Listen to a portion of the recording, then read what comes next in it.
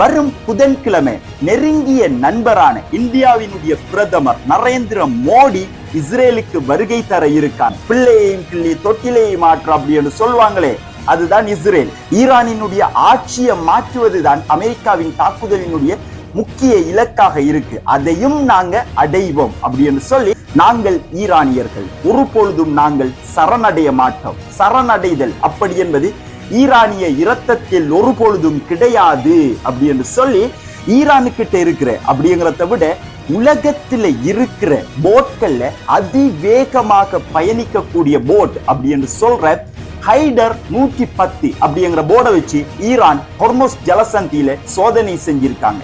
பொறுமைக்கும் ஒரு எல்லை இருக்கு, சாது மிரண்டால் காடு தாங்காது அப்படிங்கிற போல ஹெஸ்போவாக்கள் இன்னைக்கு ஒரு அறிவிப்பை வெளியிட்டு இருக்காங்க. பல நாட்களுக்கு பிறகு C-17 அப்படிங்கிற 9 விமானங்கள் ஒன்றன் பின் ஒன்றாக தொடர்ச்சியாக இன்னைக்கு அமெரிக்காவினுடையது வரும் 10 நாட்கள் அப்படிங்கிறது இந்த உலகத்தோட மிக முக்கியமான முடிவுகளை எடுக்க காத்திருக்கு அப்படி என்று சொல்லலாம். உலக அரசியல்ல மிக முக்கியமான விடயங்கள் இடம்பெற இருக்கு. நேற்றைய தினம் நம்ம வீடியோ போஸ்ட் பண்ணல. காரணம் என்ன அப்படின்னு சொன்னா, என்னுடைய பிசியில கம்ப்யூட்டர்ல சாஃப்ட்வேர் பிரச்சனை ஒன்று வந்த காரணத்தால நேற்று நாம வீடியோ போஸ்ட் பண்ண கிடைக்கல. அந்த அடிப்படையில நேற்று நடந்த முக்கியமான தரவுகளையும் அதே மாதிரி இன்னைக்கு காலையில வரைக்கும் நடந்த பல முக்கியமான விடயங்களை உள்ளடக்கியதாக இந்த காணொளி இருக்கும். அந்த அடிப்படையில முதலாவது விடயம் என்ன அப்படின்னு சொல்லி பார்த்தோம்னு சொன்னா, நமக்கு தெரியும் ஈரான் அமெரிக்கா யுத்தம் இந்த வார இறுதியில இடம்பெறும் அப்படி என்று சொல்லி உலகத்தோட முன்னணி ஊடகங்கள் பல கருத்துக்களை முன்வச்சு கொண்டு வந்தாங்க. அந்த அடிப்படையில இன்னைக்கு வைநெட் ஒரு புது தகவல் ஒன்று வெளியிட்டு இருக்காங்க. என்ன அப்படி என்று சொன்னா, இந்த வார இறுதியில அமெரிக்கா ஈரான் மேல தாக்குதல் நடத்துவதற்கு முழு அளவுல தயார் நிலையில இருந்தாங்க. ஆனா இப்ப இந்த தாக்குதலை அடுத்த வார இறுதிக்கு மாத்தி இருக்காங்க அப்படின்னு சொல்லி இன்னைக்கு வைநெட் கூட இந்த தகவலை வெளியிட்டு இருக்காங்க.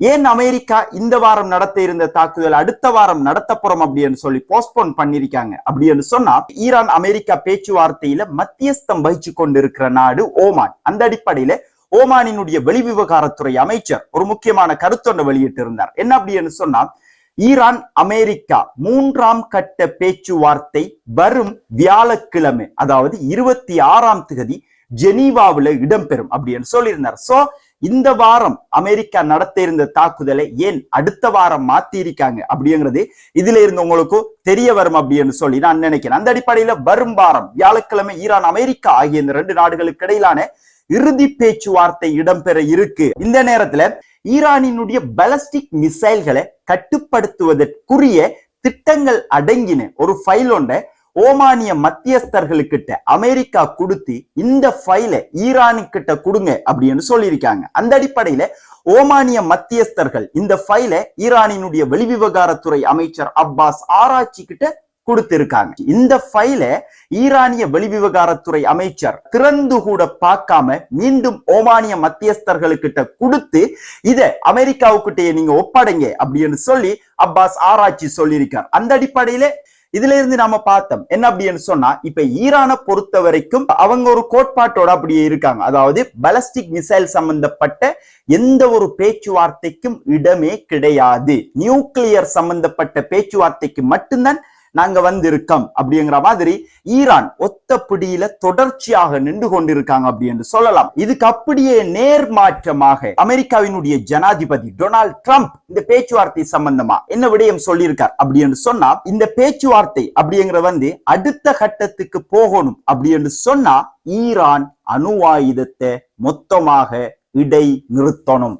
அப்படி இல்லை அப்படி என்று சொன்னா இந்த பேச்சுவார்த்தையினுடைய அடுத்த கட்டம் அப்படி என்று சொல்வதற்கு இடமே கிடையாது. எங்களினுடைய தாக்குதல் அப்படிங்கிறது அதி உச்சபட்சத்தில ஈரானுக்கு இருக்கும். அது மட்டும் இல்லாம ஈரானினுடைய ஆட்சியை மாற்றுவதுதான் அமெரிக்காவின் தாக்குதலினுடைய முக்கிய இலக்காக இருக்கு. அதையும் நாங்க அடைவோம் அப்படின்னு சொல்லி டொனால்ட் ட்ரம்ப் சொல்லியிருக்க. அந்த அடிப்படையில டொனால்ட் ட்ரம்ப் இப்படி சொல்லியிருக்க ஸ்டீவ் விட்காஃப் நம்ம எல்லாருக்குமே தெரிஞ்சிருக்கும். அமெரிக்காவினுடைய குறிப்பாக டொனால்ட் ட்ரம்பினுடைய சிறப்பு பேச்சுவார்த்தை குழுவின் தூதுவராக இருக்கார்.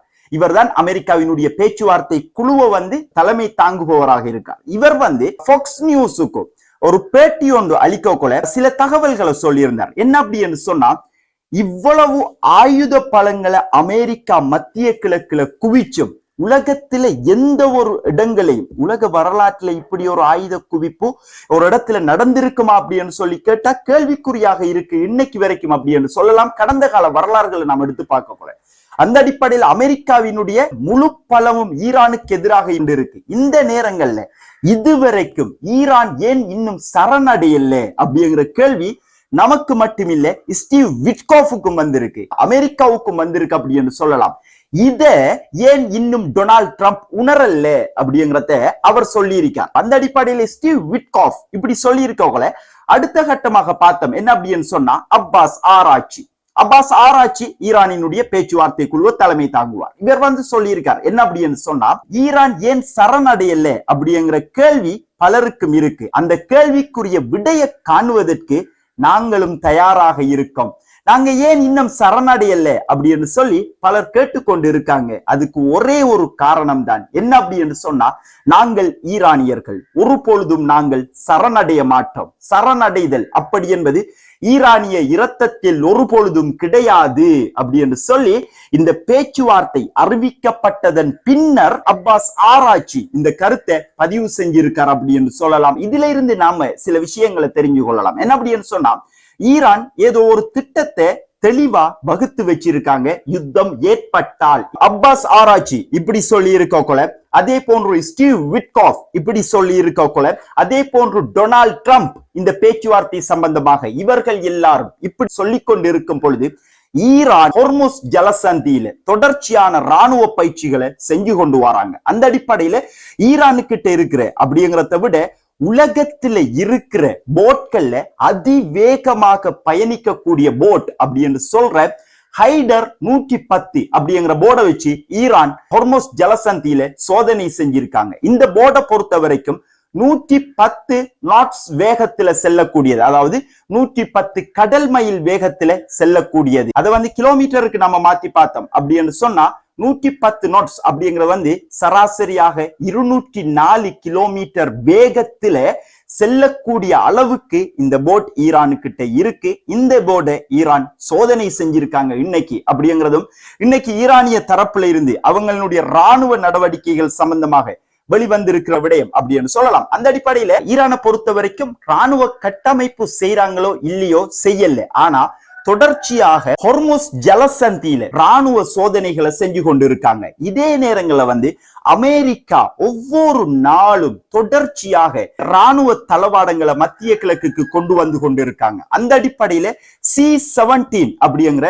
9 விமானங்கள் ஒன்றன் பின் ஒன்றாக தொடர்ச்சியாக இன்னைக்கு அமெரிக்காவினுடையது மத்திய கிழக்குக்கு வந்து சேர்ந்திருக்கு அப்படி என்று சொல்லலாம். இதுவரைக்கும் அதாவது ஈரான் அமெரிக்கா பதட்டம் ஆரம்பிச்சத்துல இருந்து இன்னைக்கு வரைக்கும் அமெரிக்கா மத்திய கிழக்குக்கு கொண்டு வந்திருக்கிற மொத்த விமானங்களினுடைய எண்ணிக்கை மட்டுமே சுமார் 400 விமானங்களுக்கு மேல அமெரிக்கா மத்திய கிழக்குக்கு கொண்டு வந்திருக்காங்க. அது மட்டும் இல்லாம இந்த ராணுவ அதாவது இவ்வளவு கடற்படையை கொண்டு வந்திருக்காங்க, ஏர்கிராப்ட் கேரியரை கொண்டு வந்திருக்காங்க, அதே போன்று இந்த விமானப்படையை கொண்டு வந்திருக்காங்க. எல்லா படையும் அமெரிக்காவினுடைய மொத்த ராணுவத்துல 1/3 விட அதிகமான ராணுவ படை குவிப்பை இப்ப அமெரிக்கா மத்திய கிழக்குல செஞ்சிருக்காங்க அப்படி என்று சொல்லி சர்வதேச ஊடகங்கள் உறுதிப்படுத்தி இருக்காங்க அப்படி என்று சொல்லலாம். ஒரு பக்கமாக ஈரானுக்கு வெளியே அமெரிக்கா இவ்வாறான ராணுவ குவிப்புகளை செஞ்சு கொண்டு வரக்குள்ள தொடர்ச்சியாக மொசாட், CIA, MI6 போன்ற உளவு பிரிவுகள் ஈரானுக்குள்ளே போராட்டங்களை எப்படியாவது ஏற்படுத்தணும் அப்படிங்கிறதுல மும்முரமாக கவனம் செலுத்தி கொண்டு வராங்க. அந்த அடிப்படையில ஈரானினுடைய தெஹரான்ல இருக்கிற அமீர் கபீர் அப்படிங்கிற தொழில்நுட்ப பல்கலைக்கழக மாணவர்கள் சிலரை வச்சு மாணவ போராட்டம் ஒன்று ஈரானிய அரசாங்கத்துக்கு எதிராக உருவாகுவது போலவும் ஆரம்ப கட்டமாக அமீர் கபீர் அப்படிங்கிற பல்கலைக்கழக மாணவர்களை வச்சு ஒரு போராட்டம் ஒன்று, ஒரு சிறிய அளவிலான ஒரு போராட்டம் ஒன்று அந்த மாணவர்கள் ஈரானினுடைய கவர்மெண்ட்டுக்கு எதிராக செஞ்சிருந்தாங்க. டெஃபினட்டா இது வந்து இஸ்ரேலினுடைய பெக் இல்லாம இது நடந்திருக்க வாய்ப்பே இல்லை. இந்த போராட்டம் நடந்து கொண்டு இருக்கக்குள்ளதான் ட்விஸ்டே இருக்கு அப்படின்னு சொல்லலாம். என்ன அப்படி என்று சொன்னா ஒரு சில மாணவர்கள் மட்டும்தான் ஈரானிய ஆட்சிக்கு எதிரான கோஷங்களை எழுப்பி இருந்தாங்க. எழுப்பின இடத்திலேயே எழுப்பினவங்களுக்கு எதிராகவே ஈரானிய ஆட்சிக்கு ஆதரவாக அதே பல்கலைக்கழகத்தில் இருந்த பெருந்திரளான மாணவர்கள் ஈரானிய ஆட்சிக்கு எதிராக கோஷமிட்ட அத்தனை பேரையும் அடிச்சு விரட்டிருக்காங்க அப்படி என்று சொல்லலாம்.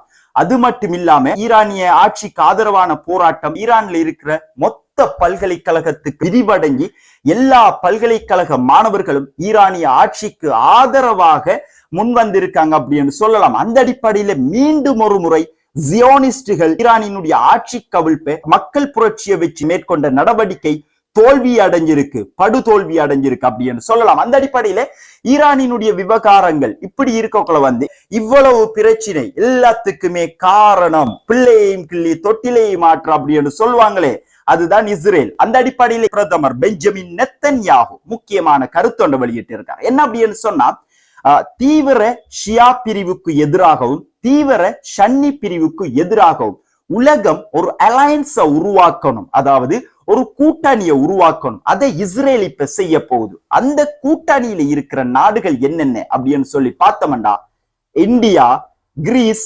சைப்ரஸ், அரபு நாடுகள் சில, ஆசியா நாடுகள் மேலும் சில, ஆப்பிரிக்கா நாடுகள் சில. அது மட்டும் இல்லாம வரும் புதன்கிழமை நெருங்கிய நண்பரான இந்தியாவினுடைய பிரதமர் நரேந்திர மோடி இஸ்ரேலுக்கு வருகை தர இருக்கார். இதனூடாக இஸ்ரேல் மற்றும் இந்தியா ஆகிய இந்த கூட்டணி மேலும் வலுவடையும் அப்படி என்று சொல்லி பெஞ்சமின் நெத்தன்யாகு இந்த கருத்தை சொல்லி இருக்கார் அப்படின்னு சொல்லலாம். பெஞ்சமின் நெத்தன்யாகுவினுடைய கருத்து இப்படி இருக்கக்குள்ள இஸ்ரேலுக்கான அமெரிக்க தூதுவர் ஒரு சர்ச்சைக்குரிய கருத்தொன்று வெளியிட்டு இருந்தார். என்ன அப்படி என்று சொன்னா, முழு மத்திய கிழக்கையும் நாம கைப்பற்றணும் அப்படி என்று சொல்லியிருந்தார். இந்த அறிவிப்பு வந்த உடனே ஈஜிப்ட், சவுதி அரேபியா, அரபு லீக் நாடுகள் எல்லாமே ஒன்றிணைந்து அமெரிக்கா தூதருக்கு எதிரான ஒரு கண்டனத்தை வெளியிட்டு இருக்காங்க. அவங்களுக்கு கண்டனத்தை தவிர வேற எதுவுமே தெரியாது.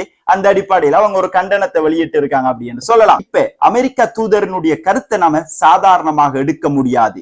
இஸ்ரேலினுடைய தி கிரேட்டர் இஸ்ரேல் திட்டத்தை நோக்கி இஸ்ரேல் நகர்ந்து கொண்டிருக்காங்க. அதுதான் இஸ்ரேலினுடைய முக்கியமான கோல், முக்கியமான டார்கெட்டாக இருக்கு அப்படிங்கிறத இஸ்ரேலினுடைய அமெரிக்காவுக்கான தூதரனுடைய தகவல்ல இருந்து ஓரளவுக்கு நாம புரிந்து கொள்ளலாம் அப்படின்னு சொல்லி நினைக்கிறேன். அந்த அடிப்படையில இஸ்ரேலுடைய தகவல்கள் இப்படி இருக்கக்குள்ள இன்னொரு புறமாக ஹெஸ்புல்லாக்கள் பற்றின முக்கிய தகவல்கள் இன்னைக்கு கிடைச்சிருக்கு அப்படின்னு சொல்லலாம். என்ன அப்படின்னு சொன்னா, கடந்த ஆண்டு, அதாவது 2024 நவம்பர் மாதம் மட்டும் ஹெஸ்புல்லா மற்றும் இஸ்ரேல் ஆகிய இந்த ரெண்டு நாடுகளுக்கும் இடையிலே யுத்த நிறுத்தம் வந்திருந்துச்சு. இந்த யுத்த நிறுத்தத்தின் பின்னர் இன்னைக்கு வரைக்கும் ஒரு ஆண்டுகளுக்கு மேலாக தொடர்ச்சியாக இஸ்ரேல் தெற்கு லெபனான குறிவச்சு தாக்குதல் செஞ்சு கொண்டு வந்தாங்க. இதிலேயே கிட்டத்தட்ட பல நூற்றுக்கணக்கான ஹெஸ்புல்லாக்களினுடைய வீரர்கள் கொல்லப்பட்டிருக்காங்க அப்படிங்கிறது மறுக்க முடியாத உண்மையாக இருக்கு அப்படின்னு சொல்லலாம். அந்த அடிப்படையில 2 நாளைக்கு முன்னாடி தெற்கு லெபனான் பிரதேசத்தினுடைய பெக்கா பள்ளத்தாக்குல இஸ்ரேல் வான்வழி தாக்குதல் செஞ்சிருந்தாங்க. இதுல 10 பேர் படுகொலை செய்யப்பட்டிருந்தாங்க, 24 பேர் படுகாயம் அடைஞ்சிருந்தாங்க. படுகொலை செய்யப்பட்ட 10 பேர்ல கிட்டத்தட்ட 6 பேர் ஹெஸ்புல்லாக்களினுடைய முக்கியமான தளபதிகள் அப்படின்னு சொல்லி ஹெஸ்புல்லாக்களை அதை சொல்லி இருக்காங்க. அந்த அடிப்படையில ஹெஸ்புல்லாக்களும் பொறுமையாக இருந்தாங்க. பொறுமைக்கும் ஒரு எல்லை இருக்கு, சாது மிரண்டால் காடு தாங்காது அப்படிங்கிற போல ஹெஸ்புல்லாக்கள் இன்னைக்கு ஒரு அறிவிப்பை வெளியிட்டு இருக்காங்க. பல நாட்களுக்கு பிறகு ஒரு அறிவிப்பு என்ன அப்படி என்று சொன்னா, இனி வரும் காலங்கள்ல இதுக்கு மேல் நாங்க பொறுமையா இருக்கிறதுல எந்த ஒரு பலனுமே கிடையாது. ஹெஸ்புல்லா தன்னை தற்பாதுகாத்து கொள்ள வேண்டிய சகல நடவடிக்கைகளையும் இனி எடுக்கும் அப்படின்னு சொல்லி ஹெஸ்புல்லாக்கள் சொல்லி இருக்காங்க. மாறி அடிப்போம் அப்படின்னு சொல்லி ஹெஸ்புல்லாக்கள் 1 ஆண்டுகளுக்கு மேலாக சொல்லாம இருந்து இப்ப நாங்க மாறி அடிப்போம் அப்படின்னு சொல்லி இருக்கிறது. ஈரான் அமெரிக்கா யுத்தத்தோட இதை நாம லிங்க் பண்ணி இதை பார்க்கலாம். அந்த அடிப்படையில ஏற்கனவே ஹெஸ்புல்லாக்கள் ஹசன் நஸ்ருல்லாவினுடைய படுகொலைக்கு எதிரான பதிலடியை இஸ்ரேலுக்கு நாங்க கொடுப்போம் அப்படின்னு சொல்லி இருக்காங்க. அதே போன்ற அவர்களினுடைய மூத்த தலைவர்கள் படுகொலை செய்யப்பட்டதுக்கு எதிராகவும் இஸ்ரேலுக்கு பதிலடியை நாங்கள் வழங்குவோம் அப்படின்னு சொல்லி இருக்காங்க. இது எல்லாத்தையுமே சேர்த்து வச்சு தரமான பதிலடி ஒன்றை ஹிஸ்புல்லாக்கள் வழங்குவாங்க இஸ்ரேலுக்கு அப்படின்னு சொல்லி எதிர்பார்க்கப்படுது அப்படின்னு சொல்லலாம். அது மட்டும் இல்லாம ஹிஸ்புல்லாக்களினுடைய இந்த தகவலை மேலும் உறுதிப்படுத்தும் விதமாக தெற்கு லெபனான் பிரதேசங்கள்ல ஆயுதங்களை ஹிஸ்புல்லாக்கள் தொடர்ச்சியாக நகர்த்தி கொண்டிருக்காங்க. அதாவது கடந்த காலங்கள்ல இல்லாதவாறு பெரிய அளவுல ராக்கெட்டுகளை ஒரு இடத்துல இருந்து இன்னொரு இடத்துக்கு மாத்தி கொண்டிருக்காங்க. அவங்களுடைய ஆயுதங்களை சரிபார்த்து கொண்டிருக்காங்க. சொல்ல போனா ரெடி பொசிஷன்ல வைக்கிறதுக்கு ஹெஸ்புல்லாக்கள் ஆரம்பிச்சிருக்காங்க. இந்த தகவல் இஸ்ரேலினுடைய இன்டெலிஜென்ஸுக்கும் கிடைச்சிருக்கு அப்படின்னு சொல்லி இஸ்ரேலினுடைய ஊடகங்களே இந்த தகவல்களை வெளியிட்டு இருக்காங்க அப்படின்னு சொல்லலாம். அந்த அடிப்படையில உலக அரசியல்ல முக்கியமான பல மாற்றங்கள் இந்த காலப்பகுதிகளில் தொடர்ச்சியாக இடம்பெற்று கொண்டு வருது. அதனை மையமாக வச்சுதான் தொடர்ச்சியாக நாமளும் காணொளிகளை பதிவு செஞ்சு கொண்டு வரோம். அந்த அடிப்படையில இந்த காணொளி உங்களுக்கு பயனுள்ளதாக இருந்துச்சு அப்படி என்று சொன்னா மற்றவங்களும் தெரிஞ்சு கொள்ளட்டும். நம்மளுடைய காணொலியை ஷேர் பண்ணி விடுங்க. அது மட்டும் இல்லாம லாஸ்டா நான் உங்கள்ட்ட ஒரு கேள்வி ஒன்று கேட்கிறேன். என்ன அப்படி என்று சொன்னா, இப்ப இந்த பேச்சுவார்த்தை திடீர்னு மாதிரி இன்னைக்கு இரவு தான் இதை அறிவிச்சிருக்காங்க, வரும் வியாழக்கிழமை ஜெனீவாவுல நடக்க இருப்பதாக. அந்த அடிப்படையில இந்த பேச்சுவார்த்தை சம்பந்தமாக உங்களினுடைய கருத்து என்ன அப்படிங்கிறதையும் கீழே கமெண்ட் செக்ஷன்ல பதிவிடுங்க அப்படின்னு சொல்லிக்கொண்டு இதுவரைக்கும் உங்களுடைய முக்கியமான நேரங்களை ஒதுக்கி நம்மளுடைய வீடியோ பார்த்ததுக்கு மிக்க நன்றிகள். Thank you very much.